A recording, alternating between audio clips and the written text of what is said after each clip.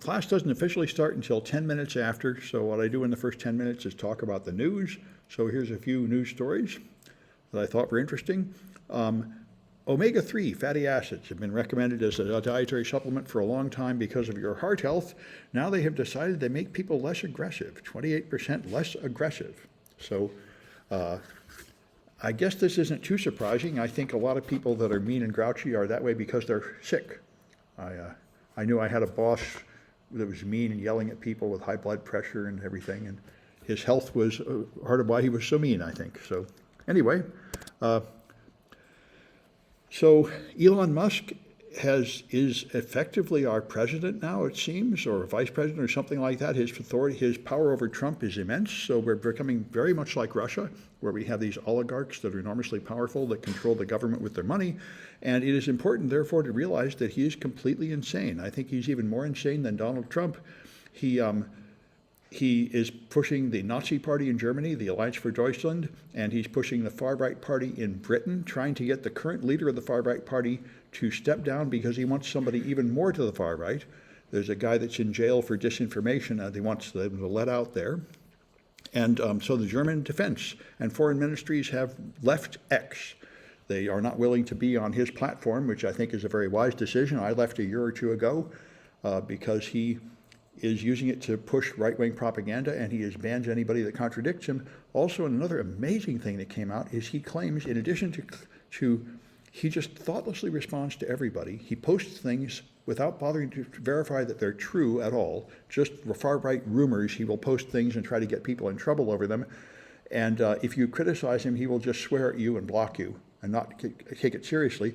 And what he recently did was he claimed to be an expert at playing a video game. Some video game that takes thousands of hours to be an expert at. He claimed to be like the number 10 in the world and posted a YouTube video of him supposedly winning at the game. And the people who play the game say it's incredibly obvious that what he did was bribe somebody to let them use his account that was very advanced. And he's wandering around like an idiot doing the wrong things, making it obvious to people that know the game that he doesn't know. And this seemed important to me because this is what Kim Jong-un was like. I mean, the leader of North Korea was not content just to be the president or prime minister or whatever he is. He also had to pretend to be a supernatural god. So he published articles in a newspaper like he played golf and got a hole-in-one on every shot because he must be a superhuman. And Elon Musk seems to have that kind of madness where he has to pretend to be superhuman and manufacture false evidence to try to back this up, which is disturbing considering he's very powerful. And in a similar vein, the FCC chair, Trump has made an official statement to try to stop Trump from punishing the news stations. He is suing the woman in Iowa that had a poll right before the election suggesting that Kamala Harris was going to win that state. Now, he did win the state. Trump did win the state by 12 or 14 points, which is more what was expected, but that poll suggested the opposite, so he's now suing her and the newspaper for daring to publish a poll that suggested he wasn't going to win, which is, again, very difficult to understand. I mean, a poll is just an attempt to perform a scientific measurement. If it's wrong, that's not a crime. And since he won, why do you care? But every possible thing he sees that he doesn't like, he thinks he should be able to take away broadcast licenses and shut down any news source that doesn't publish his official propaganda. And so the FCC chair has made a strong statement trying to block this. However, Trump's replacement for her is going to be this person, Rosen Worcel, who has said she's going to help him shut down all news agencies that put out any news he doesn't like. So we're headed into a period of kleptocracy and oligarchy and fantastic corruption here. And practically every large company is bending the knee, making sure that they won't offend Trump. So we'll see. The New York Times hasn't completely given in to him. The Washington Post certainly has, and Meta certainly has. Zuckerberg has. He threatened to personally throw Zuckerberg in prison. That seemed to scare Zuckerberg. So Zuckerberg made a pilgrimage to Mar-a-Lago and made it clear to Trump that he will not oppose him in any way, and he will no longer punish racism or abuse or false statements on Meta platform anymore, so that he can put all the right-wing propaganda he wants to there in saying, I'll do whatever you want, please don't hurt me, which is the position that most everybody in America is taking now. And I must say, if you are an old-fashioned corporate executive, that is the correct thing to do. You are supposed to just make money, and you're supposed to make nice with the government no matter what they do. Taking some kind of moral position that causes you to make less money is contrary to the standard ethics of corporate CEOs. So Zuckerberg is of very questionable morals, but from the viewpoint of being a responsible CEO, he is doing the correct thing you would learn to do in a business class, or at least business classes when I was young. But, like I say, it's a dark time in America, and it's going to get a lot darker, I think. Anyway, so TSMC, the Taiwan Semiconductor Manufacturing, is going to have 1.6 nanometer chips in 2026, which is the newest, even faster. So they're making more and more top-line AI chips.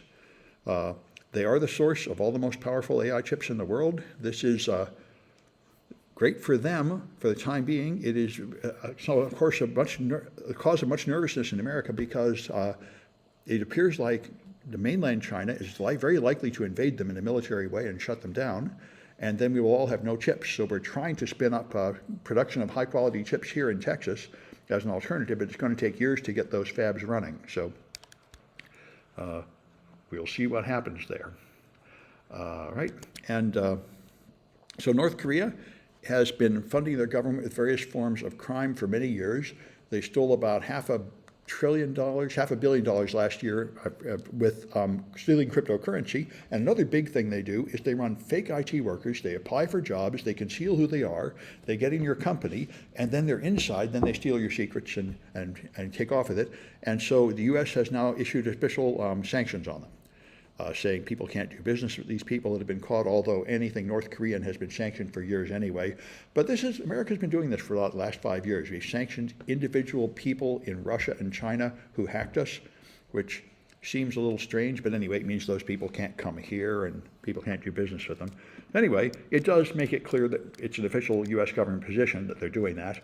I know when China first started hacking all American companies in about 2003, the American companies and the government were quiet about it for a long time, and it wasn't until 2010, due to the actions of the head of Google, that it became public knowledge that China was hacking all our companies. So it is a sort of political step forward for our government to admit this is happening instead of covering it up. So TikTok is apparently going to be banned on the 19th, which is just a few days away.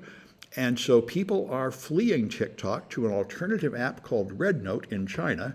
700 million people have joined RedNote. And unfortunately, RedNote is intended to be an internal Chinese social network. And in China, they block all American news and all American social networks. And they are horrified. This flood of Americans are coming in, polluting their Chinese cultural stuff with American stuff they don't want. And so they say that these Americans are flooding in, ruining it. I remember in the 90s, this happened with MySpace, or no, it was AOL. AOL got a bunch of people on the internet that flooded all the chat rooms that didn't know anything, and those of us that were already there were offended. Who are these idiots coming in, ruining everything? And so RedNote is thinking about splitting into two separate walled gardens, one for the Americans and one for the Chinese, which would seem to be the right thing to do, so the Chinese can have their internal thing free of a bunch of Americans talking about American stuff. So TikTok users, which is apparently everybody under the age of 25, this is big news for them. I can't use TikTok because I'm a government military contractor. I had it on my phone and they sent me a nasty gram. You have to take it off your phone.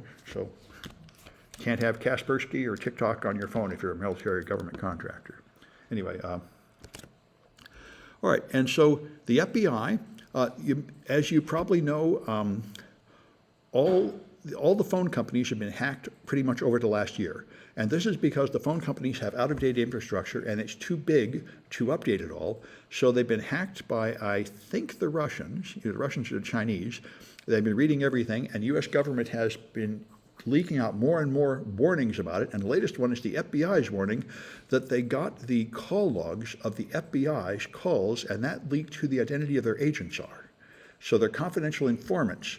Call logs were leaked, in addition to pretty much everything else. That's why the FBI came out about 3 weeks ago and said everybody should quit using SMS and use Signal. Encrypted message, because you cannot trust the integrity of the phone line. If you use an encrypted app, your stuff is encrypted outside the phone network. So even if somebody hacks into the phone network, they can't read your messages. So, but this is getting worse every week. It turns out more and more companies were hacked, and they got more and more stuff. So pretty much everything, it seems, on the telephone backbone has been being stolen, and now they're admitting it. Anyway, it's 10 after. I'm going to stop the news.